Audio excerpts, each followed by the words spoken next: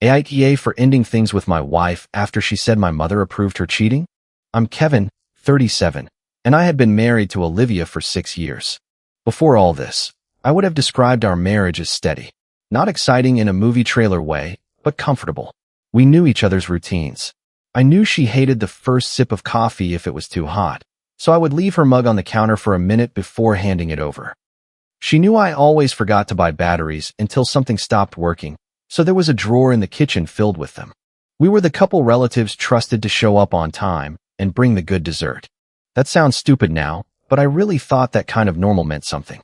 For most of our marriage, I was also the person who kept the peace. If Olivia and I had a disagreement, I was usually the one who cooled down first.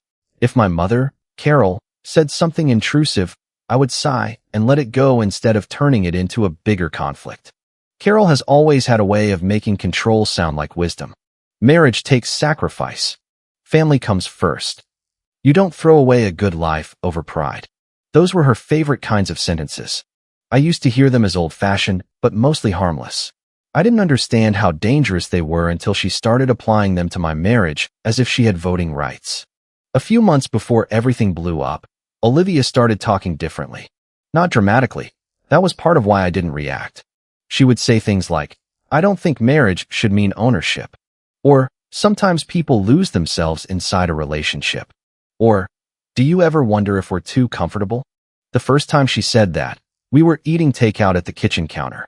I looked at her and said, "Too comfortable sounds like a problem people invent when nothing is actually wrong." She gave me this little smile. "That's exactly what I mean." I asked what she meant. She shrugged. "You like things predictable. I like knowing whether my wife is happy." "I'm happy." "Then what are we talking about?" She looked down at her food and said, "Nothing. Forget it." I didn't forget it, but I also didn't push. That was one of my habits. If someone told me something was fine, I tended to let them own that answer until they proved otherwise. Around the same time, Olivia started mentioning Derek. Not constantly, just enough that I knew who he was. At first, he was this guy Derek. Then he became, Derek said something interesting. Then, Derek thinks people our age get trapped doing what everyone expects. I remember looking over at her one evening while she was scrolling on her phone. "Is Derek married?" She didn't look up. "No." "Dating anyone?" "Not that I know of." I waited. She finally glanced at me. "What?" "Nothing." "Kevin." "I'm asking because you mention him a lot." She set her phone down. "I mention a lot of people." "No, you don't." Her expression changed immediately. Not guilt. Annoyance. "Are you seriously doing this?" "Doing what?" "Getting territorial." I asked 2 questions. "You don't get to police who I talk to." "I didn't say you couldn't talk to him." "Then stop acting like you did." That conversation stayed with me because it was the first time I realized Olivia could turn a simple question into an accusation fast enough that I ended up defending myself instead of getting an answer. I told myself she was stressed. I told myself marriage had weird seasons. I told myself trust mattered. Then came the Friday night. She said she was going to dinner with 2 friends. Nothing about it seemed unusual when she left. She had changed clothes twice, but she always did that.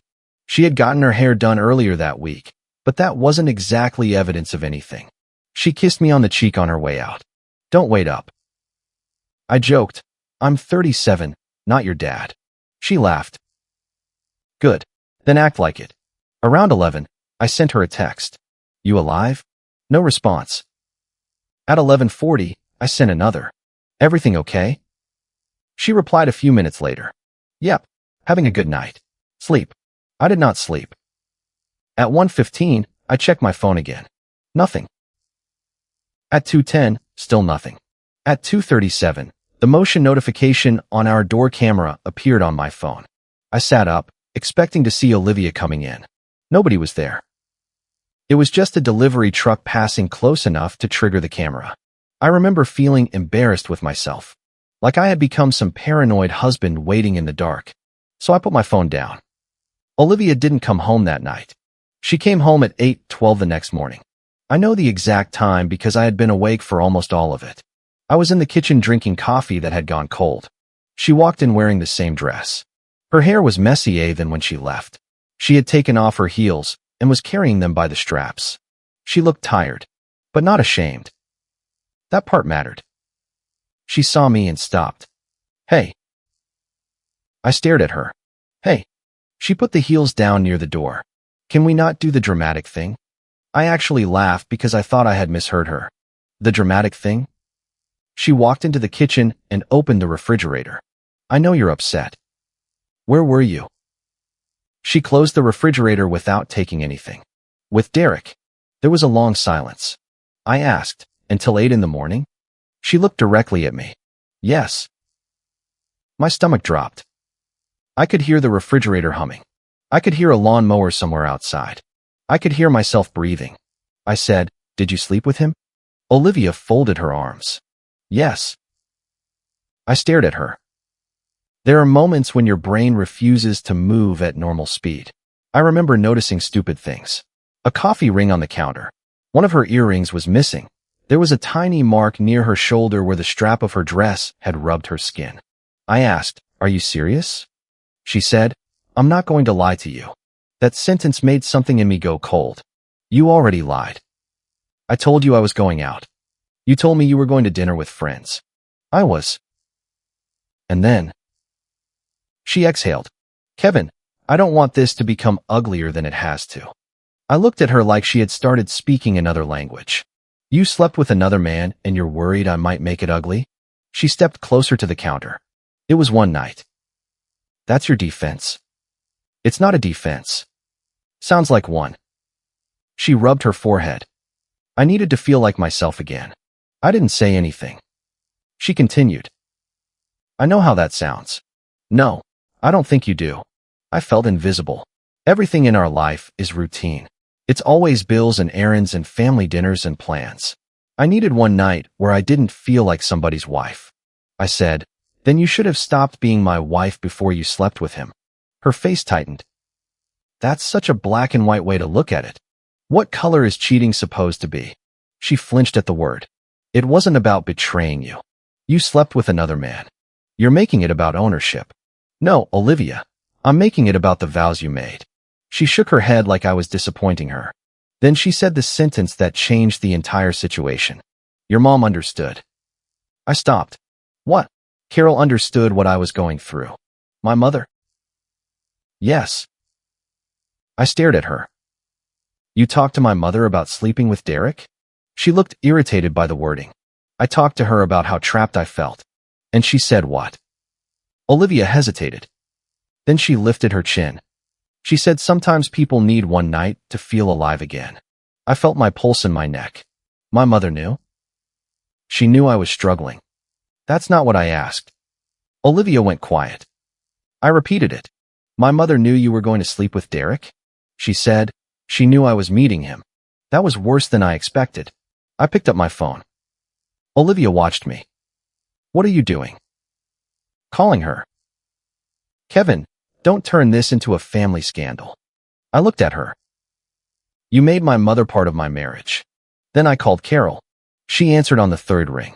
Good morning. I said, did you know Olivia was with Derek last night? Silence. Not confusion. Silence. That told me everything. I said, Mom. She sighed. Kevin, I think you need to calm down before you say something you regret. I looked at Olivia. She had that expression people get when they believe the adult in the room has arrived to manage the difficult person. I said, did you know? Carol said, I knew Olivia was having a difficult time. That's not what I asked. Marriage is more complicated than your pride. So you knew before I did. Kevin. Yes or no? She paused. Then she said, I knew she was going to see him. I closed my eyes for a second. Did you encourage her? I told her I wasn't going to judge her for needing space. Did you know she planned to sleep with him? I knew there was a possibility. I looked at Olivia again. She leaned against the counter like we were having a disagreement about vacation plans. Carol continued. You need to be careful here. One terrible decision does not erase 6 years. I said, you mean her decision? I mean what happens next. What happens next is not your call. Don't talk to me like that. Then don't help my wife cheat on me. Olivia made a frustrated sound. Carol went silent. Then she said, very slowly, "Do not embarrass this family over one bad night." That line hit harder than anything Olivia had said. I asked, "Embarrass the family?" "Yes. People make mistakes. So the problem is people finding out. The problem is you turning pain into destruction." I almost laughed. Instead I said, "Okay." Carol sounded relieved. "Good. Now take some time. Don't do anything foolish." I ended the call. Olivia looked at me. For a few seconds, neither of us spoke. Then she walked toward me and kissed me on the cheek. I stepped back. She looked offended. "What?" I said, "Don't." Her face changed. "I'm exhausted." "So am I. I'm going to shower and sleep. We can talk when you're calmer." I stared at her. She actually believed the conversation was over. Not the marriage. The conversation. She believed she had confessed, explained herself, invoked my mother, and now it was my job to go process my feelings until I became manageable again. That was the moment I stopped trying to understand her. She went upstairs. I stayed in the kitchen. For maybe 20 minutes, I just sat there. Then my phone buzzed. A bank notification. A hotel-related charge had posted to a credit card I was responsible for. Not the exact room charge, but a pending hotel bar authorization. I opened the account. Then I started looking. There was a rideshare charge from Thursday afternoon. Then another one from late Friday night. A boutique purchase from 2 days earlier. A charge for a beauty appointment. I opened our shared calendar. Friday evening had been blocked off under a vague label, dinner. The entry had been created 4 days earlier. I remembered Olivia telling me Friday afternoon that the dinner plans had come together last minute. They hadn't. I opened our joint checking account. 3 days earlier, Olivia had moved several $100s into the account she used for personal spending. Nothing illegal, nothing huge, but it fit. This hadn't been a spontaneous lapse after too many drinks. She had planned for it. I sat there staring at the screen until I realized my hands were shaking. At 5:41 the next morning, I called Mason from my car. I hadn't slept. He answered sounding half dead. "If this is about helping you move a couch, I'm hanging up." I said, "Olivia slept with someone." He was silent for 2 seconds, then fully awake. "What?" I told him everything. I expected anger. Instead, the first thing he said was, "Are you at home?" "In the driveway." "Are you calm?" "I think so." "Good. Stay calm." That's what everybody keeps telling me. I'm not telling you that for them. I'm telling you that for you. I leaned back in the seat. My mother knew. I heard you. She knew before. I heard you. I want to go back in there and make them explain this until it makes sense. Mason said, "It's not going to make sense." I didn't answer. He continued. "Listen to me. Do not give them a scene. No yelling. No threats. No breaking anything. Number 10-page text. Don't give them a recording of you losing control. I'm not violent." "I know. I'm telling you because you're hurt, and hurt people sometimes hand the other side ammunition." That got through. He said, "Save everything. Screenshots. Statements. Voicemails. If there's money involved, don't do anything stupid. Talk to an attorney before you start moving joint funds around." I rubbed my eyes. "You think I'm getting divorced? I think you should give yourself options." I sat there in silence. Then Mason said, "You don't need one perfect comeback. You need facts." So I went back inside. Olivia was asleep. Not fake asleep. Fully asleep. I stood in the doorway for a few seconds and watched the person I had shared a bed with for 6 years breathing like nothing had happened. I didn't feel rage anymore. I felt clarity. I packed a duffel bag. A few shirts. Jeans. Toiletries. Chargers. Medication. My passport. Birth certificate. Tax documents. A backup drive. A few sentimental things I did not want left behind if the situation turned uglier. I took my spare car key and the paperwork related to accounts in my name. I did not empty drawers. I did not take furniture.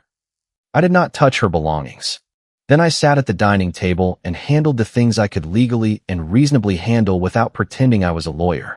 I changed passwords on my personal email cloud storage, banking apps, and private accounts. I turned off Olivia's authorized user access on a credit card where I was the primary account holder and legally responsible for the balance. I redirected my paycheck to my individual account. I left enough money in the joint checking account for my share of the mortgage, utilities, insurance, and normal household bills. I did not drain anything. I did not hide money. I made a record of every transfer. Then I canceled our anniversary weekend. That hurt more than I expected. We had booked a nice hotel, dinner, and a photo package because Olivia had been talking about getting real couple pictures instead of phone photos. The confirmation email asked why I was canceling. I selected change of plans. That was true. I canceled the anniversary dinner too. Then I logged out of our shared streaming account and changed the password on the subscription that was in my name. That small thing felt petty for about 3 seconds. Then I realized it wasn't about the streaming service. It was about removing automatic access to my accounts. At 6:32 a.m., I left. At 6:46, I sent Olivia one text. I'm safe. I'll communicate through writing from now on. That was it. I drove to Mason's place. His wife was out of town visiting her sister, and he handed me a coffee without asking a lot of questions. I sat at his kitchen table in the same clothes I had worn all night. Mason said, "You sure you want to stay here? For now. You tell her where you are?" "No." "Good." I looked at him. He shrugged. "She knows you're safe. She doesn't need your location if you don't want her showing up." At 8:07, my phone started vibrating. Olivia. I let it ring. Then again. Then again. By 8:30, she had called 14 times. At 8:42, the first text came. "Where are you?" Then, "Kevin, this is insane." Then, "You left while I was asleep?" Then, "Answer me." Then, "You turned off my card." Then, "Are you serious?" I watched the messages stack up. I did not answer. At 9:16, "You canceled the trip?" At 9:17, "What is wrong with you?" At 9:18, "This is financial abuse." That one made my jaw tighten. I typed a response. Deleted it. Typed another. Deleted that too. Mason looked over. "Don't argue." I nodded. At 9:24, I sent one message. The card was an authorized user account for which I am financially responsible. Household obligations are funded. I will communicate in writing. Her reply came immediately. "You are punishing me." I stared at it. Then another. "I made one mistake and you are blowing up our entire marriage." Then, "I thought you loved me enough to understand." I typed, "I loved you enough to trust you." I deleted it. Instead I wrote, "I canceled a celebration of a marriage you stepped outside of. I am not funding discretionary plans while we determine what happens next." That was the last message I sent that day. By noon, I had 27 missed calls. By that evening, more than 50. Some from Olivia. Some from Carol. 2 from relatives I barely spoke to. 1 from a marriage counselor's office. That surprised me. Then Olivia texted, "I found someone who can see us Tuesday. Please stop acting like this is over." I almost admired the timing. For 6 months, she had been talking about freedom and identity. Less than 12 hours after I left, she had found a marriage counselor. Carol left me 3 voicemails. The first sounded angry. "You are making this far worse than it needs to be." The second sounded wounded. "I cannot believe you would leave your wife without even giving her a chance to explain." The third was the one I saved in 3 places. "Kevin, stop this. Don't embarrass this family over one bad night. Olivia is devastated. You've made your point. Come home before people start talking." I listened to that one twice. Then I emailed it to myself. By Monday morning, I had an appointment with a family attorney. I'm not going to pretend that meeting felt powerful. It felt awful. There is something uniquely depressing about sitting in a quiet office explaining that your wife slept with someone else while your mother helped her rationalize it. The attorney listened without reacting much. That helped. I showed her the account information and explained what I had changed. She asked several specific questions about how our finances were structured. Then she said, "Do not drain joint accounts. Do not stop paying obligations. Do not threaten to cut off necessities. Keep records of what you pay." I'm already doing that. Good. What about the authorized user card? If you are the account holder and she is only an authorized user, you can generally remove access. Keep proof of what you did and why. Do not use money as leverage for communication. I nodded. She looked over the notes. Keep communication written when possible. If you need to retrieve belongings, schedule it. Bring a witness if you think things will be tense. She keeps demanding I come home. You do not have to have a private confrontation because someone wants one. That sentence stayed with me. Before I left, she said, you do not need to be dramatic. You need to be documented. It sounded almost exactly like Mason. That night, Derek contacted me. I was sitting in Mason's living room when an unfamiliar number called. I ignored it. A minute later, I got a text. Kevin, this is Derek. I think we need to talk. I stared at the screen. Mason looked over. Who? Derek. His eyebrows went up. Do not punch your phone. I almost smiled. I wrote back. Put what you need to say in writing. 3 dots appeared. Then disappeared. Then appeared again. Finally. Olivia said you were spiraling and that I should be prepared in case you contacted me. I wrote. What exactly did she tell you about our marriage before Friday? There was a long delay. Then, she said you two were in a trial separation. I read it twice. I typed. We were not. He replied. She said you were still living together for financial reasons, but had agreed to take space. I wrote.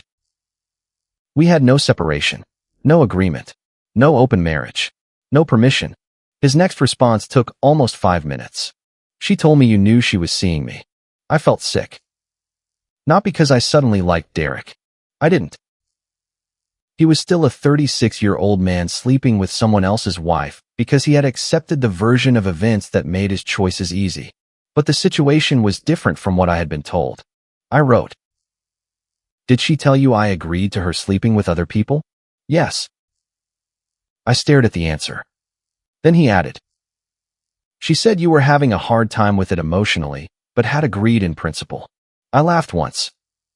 No humor in it. I called him. He answered. His voice was defensive. I don't want trouble. Neither do I. Look, she told me you knew. You knew she was legally married. Yes. And you never thought to ask whether the husband supposedly involved in this arrangement actually knew? He hesitated. That's fair. No, it's convenient. He went quiet. I said, what did she tell you about Friday? That you had agreed she could explore things. Explore things. That was the word she used. I leaned back. Mason was sitting across from me, listening without pretending not to. Derek continued. She said you two were separated in everything but paperwork. That is the first time I've heard that version of my marriage. He exhaled. Jesus. What else? She said you'd probably act hurt if it got real, but you'd get over it. My hand tightened around the phone. What does that mean? She said you were afraid of change, that you'd act like it was betrayal because of pride. That sounds like my mother. What? Nothing. Derek went quiet again.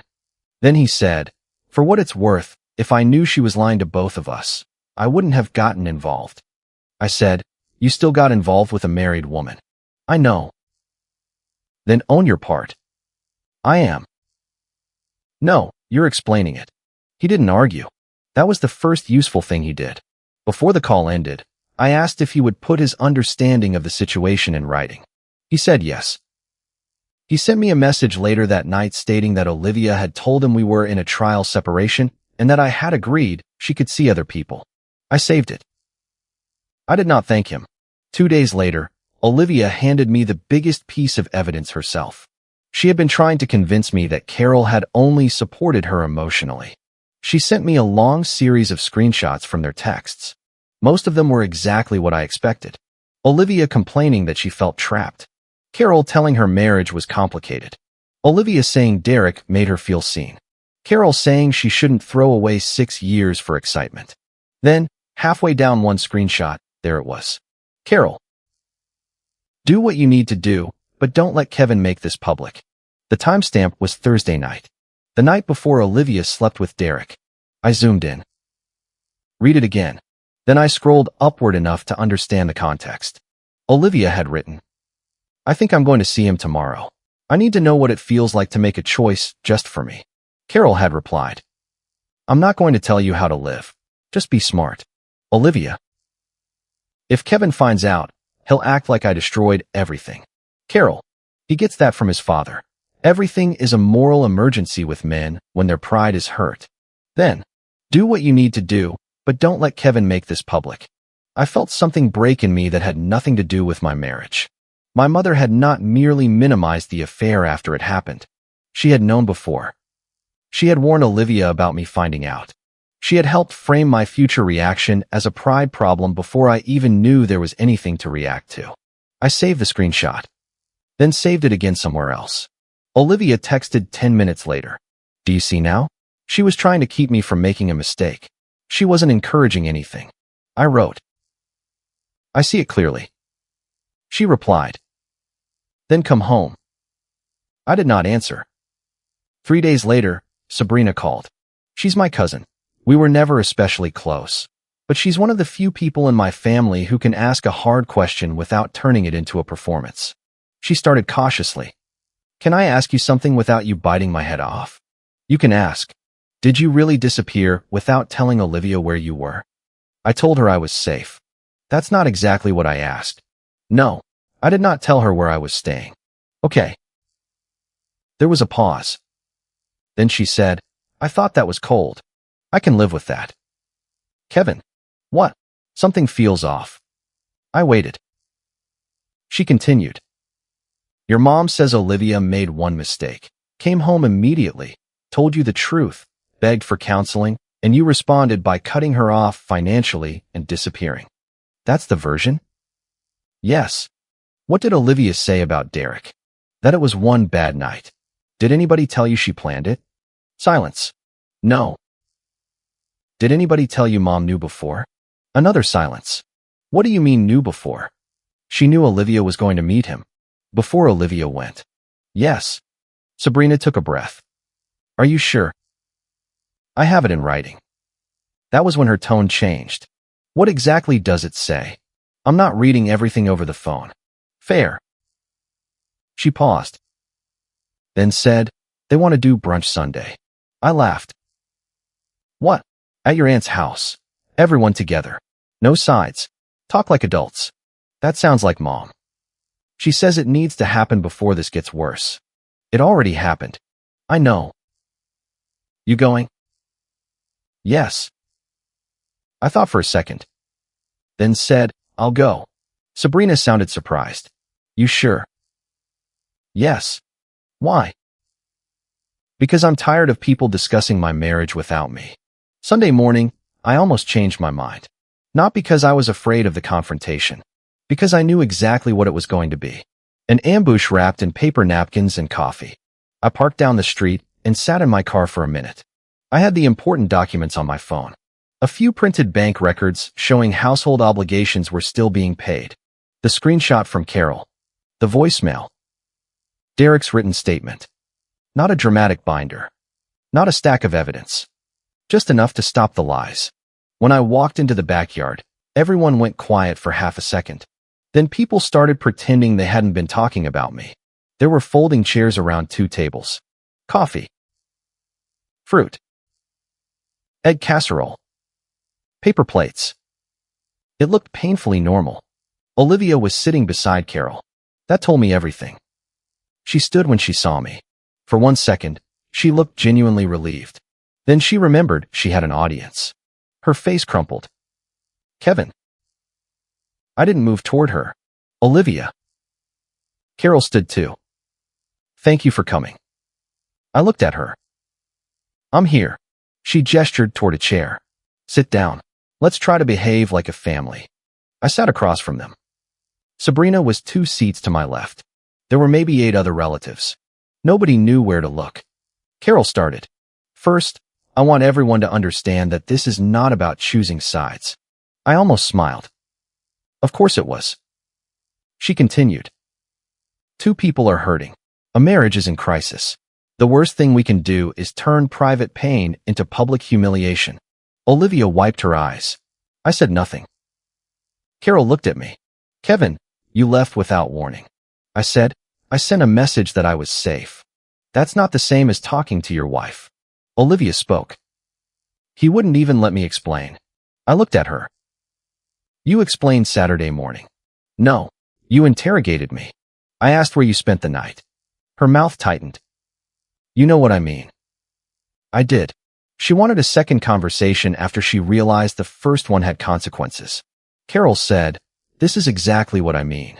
You're both defensive. Sabrina glanced at me. I stayed quiet. That irritated Carol. She had always hated silence she couldn't control. She said, Kevin, do you understand how frightening it was for Olivia to wake up and find you gone? I said, probably less frightening than it was for me to wake up and realize she had never come home. Nobody moved. Olivia inhaled sharply. See, this is what he does. He makes everything a punishment. I looked at her.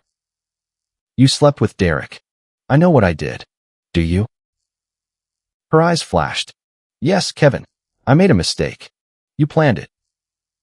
She froze for half a second, then said, I didn't plan to cheat. I said, you blocked the evening in the calendar 4 days earlier. I had dinner plans. You bought the dress 2 days before. So, you moved spending money 3 days before. That proves nothing. The rideshare receipt says you went directly from dinner to the hotel. I told you I went with him. You told everyone here it was one bad night, like something happened unexpectedly. Carol jumped in. People plan to see each other without planning everything that happens.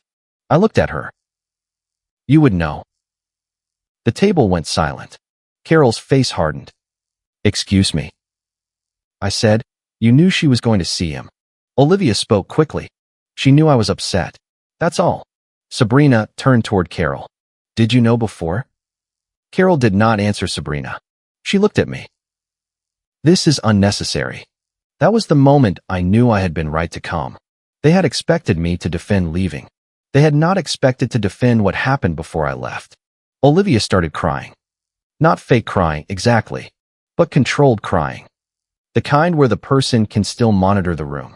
I came home because I wanted to be honest, she said. I could have hidden it. I said, you came home because you thought honesty erased consequences. That is not fair. No, what you did wasn't fair. She shook her head. I needed to feel like myself again. One of my uncles cleared his throat. Kevin, I'm not defending what she did. But if it was one night, maybe there's something worth saving. I nodded. That's fair to ask. Olivia looked hopeful. Carol relaxed slightly.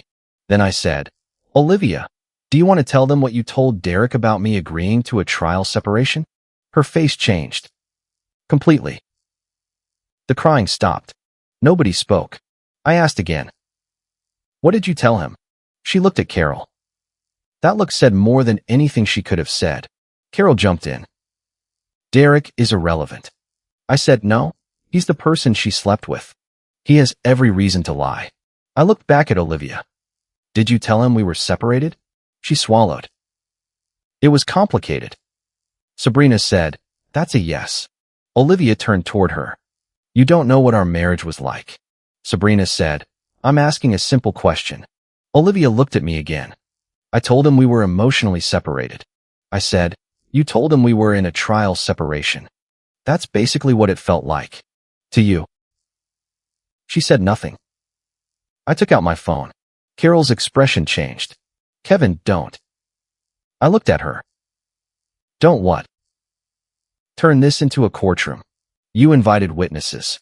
A couple of people looked down. I opened Derek's message. I'm not asking anyone to believe him blindly.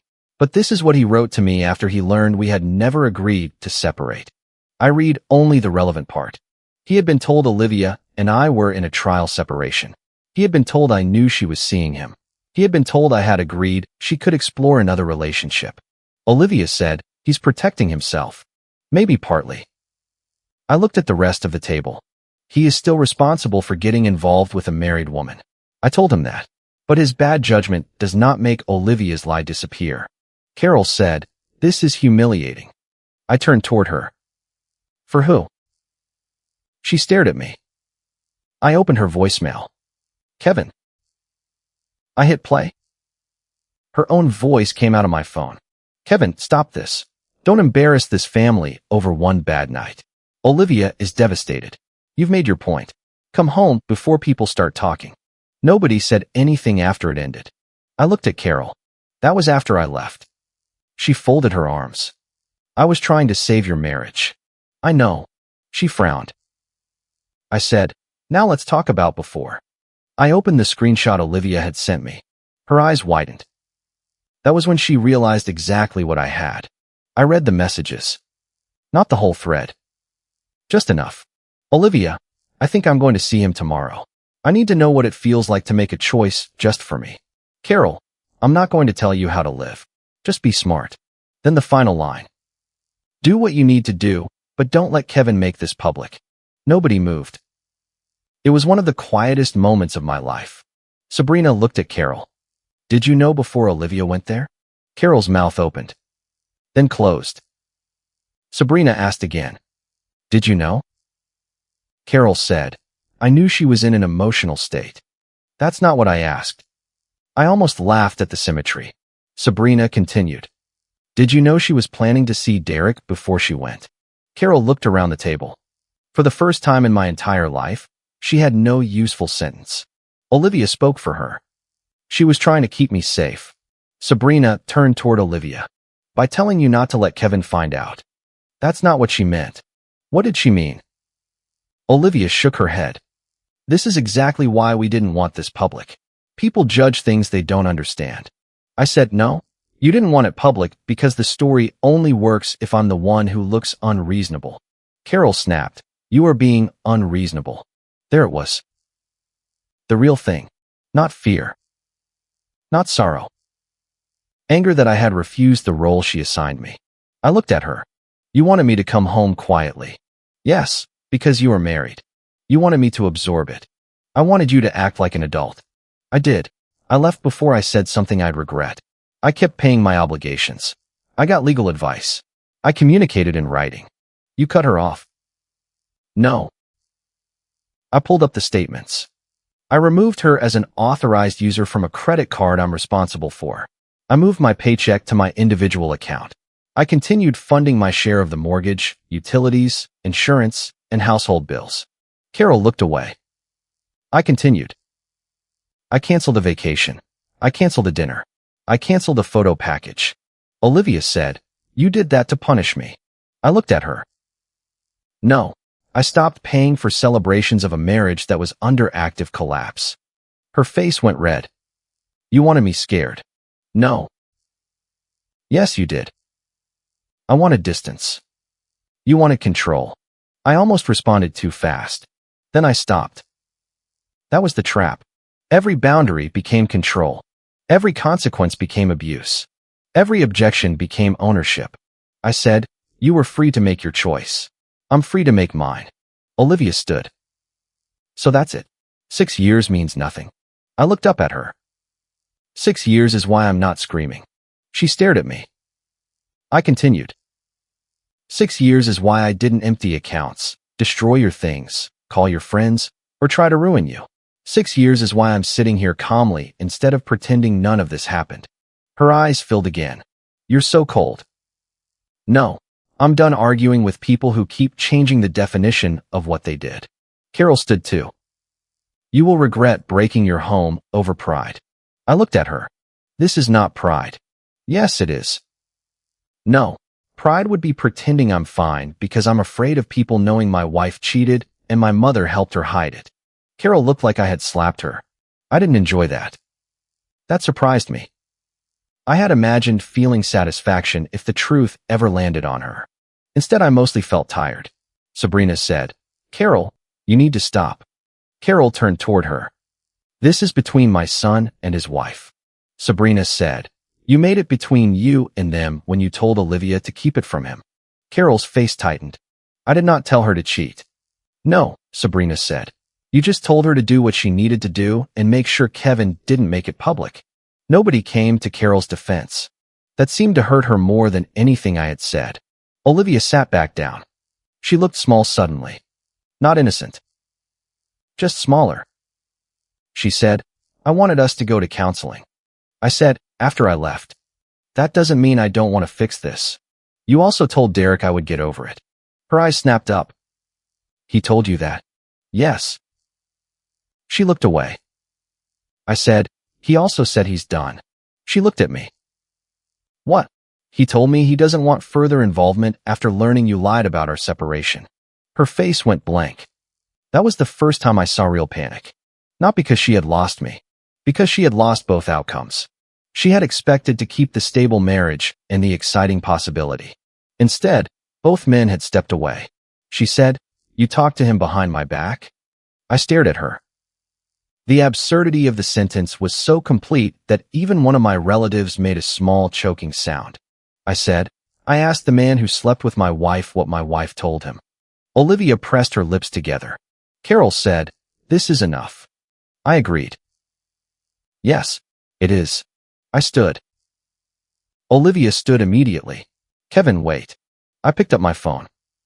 She stepped toward me. "Can we talk alone?" "No." Her face changed. "Please." "No." "Why not?" "Because every private conversation becomes a new version later. I would never do that." I just looked at her. She stopped. Carol said, "You're humiliating your wife." I turned toward her. "No. You two used my silence as cover. I'm done donating my dignity to keep your story clean." Then I left. I did not slam a door. I did not make a speech in the driveway. I got in my car and drove away. That afternoon, Sabrina texted me. "I'm sorry I believed the version I heard." I replied, "You asked before deciding. That's enough." Several other relatives contacted me over the next few days. Most were awkward.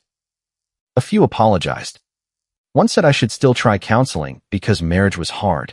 I told him I agreed marriage was hard. Lying about a separation, planning a hotel night, and involving my mother were not marriage being hard. They were choices. Olivia sent long messages. The first was angry. "You blindsided me in front of everyone." Then sad. "I cannot believe you would rather destroy us than fight for me." Then defensive. "I never said our marriage meant nothing." Then romantic. "You are still the person I want to come home to." Then practical. "Can we at least talk about the house?" That was the first message I responded to in detail. I kept it short and factual. I told her I would communicate about finances, property, and legal logistics in writing. I told her I would retrieve the rest of my belongings on Saturday between 10 and noon and would bring a witness. She replied, "A witness? Seriously?" I wrote, "Yes." Mason came with me. Olivia was home. Carol was not. That was probably deliberate. The house smelled like the vanilla candle Olivia always lit when company came over. She had cleaned. The kitchen counters were spotless. Our wedding photo was still on the shelf in the living room. I hated that picture that day. We looked like people who trusted each other. Olivia stood near the stairs with her arms folded. She looked exhausted. Mason stayed by the front door. She glanced at him. "You really brought him." I said, "I told you I would." "This is humiliating." I didn't answer. I went upstairs and packed the rest of my clothes. Books. A watch my grandfather had given me. A few tools. Some paperwork. I left furniture. I left kitchen things. I left anything that could reasonably be sorted later. Olivia followed me into the bedroom. "Kevin." I kept folding shirts. "Please don't ignore me." "I'm not ignoring you. You barely look at me." I looked at her. "What do you want me to say?" "That this hurts you." I stopped. "It hurts." She started crying. I believed that crying. Not because it proved she was sorry in the way I needed, but because reality had finally caught up to her. She said, "Then why are you acting like you don't care?" "Because caring isn't the same as staying." Her face crumpled. "I made one horrible choice." "No, you made a series of choices." She shook her head. "It was one night. You planned the night. You lied to me before it. You lied to Derek about our marriage. You involved my mother. You came home expecting me to accept your definition of what happened. Then you helped tell the family I abandoned you. I was scared. So was I. I didn't know what else to do. You could have told the truth. I did tell you the truth. No. You told me the part you thought I could be pressured into accepting. She sat on the edge of the bed. What if I cut him off? He already cut you off. She winced. I immediately regretted how sharp that sounded. Not because it was false. Because I didn't want to become cruel, just because I had permission to be angry. I said, this isn't about Derek now. Then what is it about? Trust. We can rebuild that. Maybe some people could. And you can't. I looked around the room. At the bed. At the framed photos. At the closet where we had stored holiday gifts early so relatives wouldn't find them. I said, I don't know how to be married to someone who can build a second reality and then ask me to live inside it. She covered her face. I picked up the last bag. At the door, she said, will you at least do counseling once? I considered it. Then said, I'll discuss structured communication with my attorney. I'm not promising reconciliation counseling. You already decided. Yes. She looked up. That fast? No. I shook my head. You decided before Friday that our marriage could survive whatever you wanted it to survive. Then I left. The legal process was not instant. It was boring in the way serious things often are. Documents. Financial disclosures. Emails. Schedules. Questions about property. Questions about accounts. Questions about dates. Olivia alternated between wanting reconciliation and accusing me of being unforgiving. I did not answer emotional messages unless there was a practical reason. When she wrote, I miss my husband. I didn't respond. When she wrote, the insurance payment is due Friday. Are you still covering your share? I responded with the payment confirmation. Carol was harder. For 2 weeks, I did not speak to her at all. She called. She texted. She left voicemails. Some angry. Some wounded. Some pretending nothing had happened. One said, I made a mistake too, but I am still your mother. I listened to it 3 times. Then I wrote back. You are my mother. That is why what you did matters as much as it does. For now, communicate by text. If you insult me, pressure me to reconcile, or discuss my marriage with other relatives as if you represent me, I will stop responding. She replied. So now I need rules to speak to my own son? I wrote. Yes. She did not reply for 2 days. When she finally did, it was, I think you're being cruel. I wrote. Then we should take more space. She called immediately. I did not answer. That became the new pattern. Not punishment. Consequences. For the first time in my life, Carol could not force access to me just by feeling entitled to it. A month later, Sabrina told me the family had mostly stopped accepting Carol's version. Not because everyone suddenly loved me. Because the story kept changing. At first, Carol said she had only comforted Olivia afterward. Then people learned she knew before. Then she said she had never approved anything. Then the text surfaced. Then she said she was trying to prevent a worse mistake. Nobody could get a straight answer about what worse mistake she meant. Olivia had her own problems. Without the authorized user card, she had to adjust her spending. That was not financial devastation. She still had access to her own accounts, and the household bills were still being handled. But the extra things stopped. The weekend trips. The expensive dinners I usually paid for. The random purchases that used to land on my card because we share everything anyway. She complained about that more than once. I ignored those messages. The anniversary date came and went. That was harder than I expected. I spent the evening at Mason's. We ordered burgers and watched a game neither of us cared much about. At one point, he asked, "You okay?" I said no. He nodded.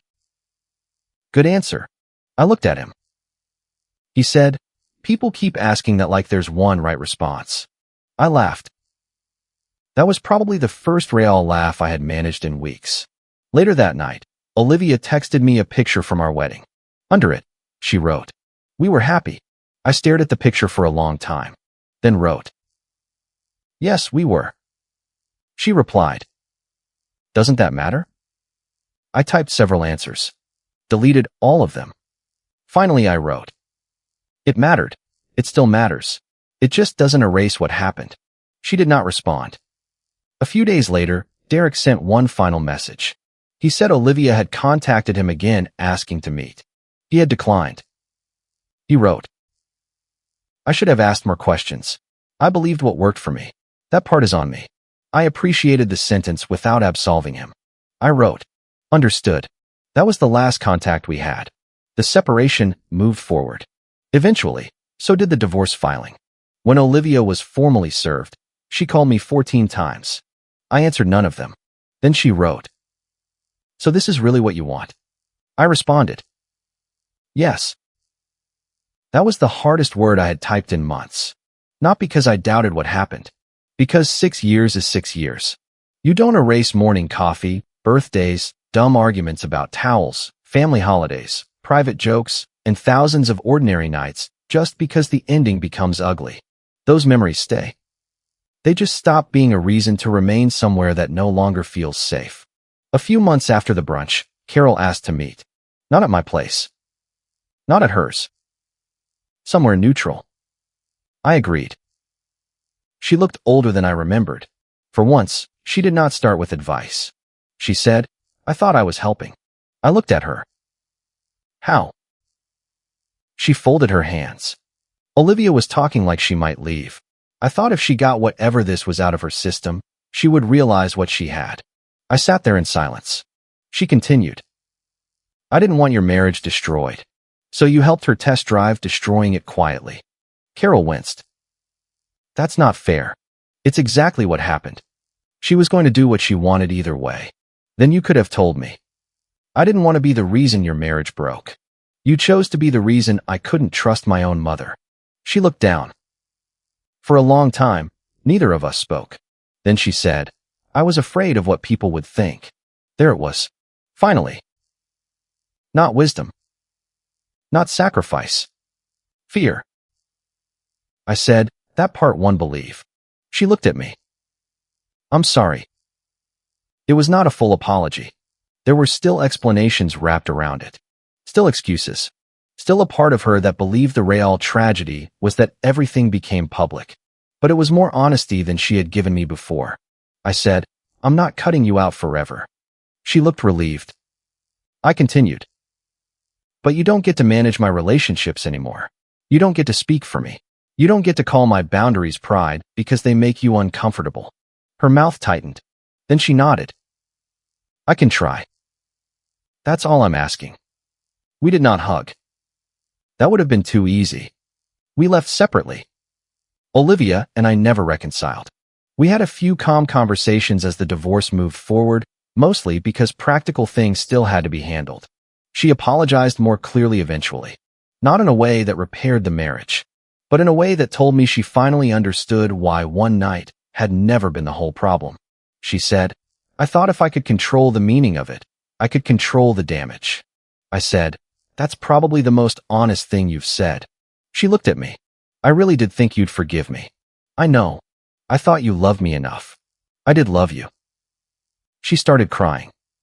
I continued, "But you treated my love like a guarantee against consequences." She nodded. For once, she didn't argue. That was our last real personal conversation. The final stretch of the divorce was quiet. No public war. No dramatic social media posts. No destroyed property. No revenge affair. Just paperwork and distance. I kept the boundaries I had set. Carol learned that if she tried to pressure me about Olivia, the conversation ended. Olivia learned that every message did not automatically deserve an emotional response. I learned something about myself too. For years, I thought being the calm one meant absorbing the most. Being patient. Being reasonable. Giving people time. Making peace. But peacekeeping can become a trap when everyone around you starts relying on your discomfort more than their own accountability. The version of me Olivia and Carol were counting on would have stayed in that kitchen Saturday morning. He would have asked for explanations until the explanations became excuses. He would have gone to brunch already apologizing for leaving. He would have kept the anniversary plans because canceling them might look harsh. He would have let his mother call betrayal one bad night because fighting with her felt worse than swallowing it. That man was not kinder. He was easier to control. I did not leave before sunrise to frighten Olivia. I did not lock the car to make her panic. I did not cancel the trip to score points. I left because I knew if I stayed in that house while both of them told me what I was allowed to call betrayal, I was going to lose more than a marriage. I was going to lose the ability to trust my own judgment. Olivia once told me the night with Derek was supposed to remind her that she could still choose herself. In the end, I understood that better than she probably wanted me to. She thought one night would teach me I could lose her. It taught me I already had. If you like the stories, don't forget to leave a comment and support the channel by subscribing. See you in the upcoming stories.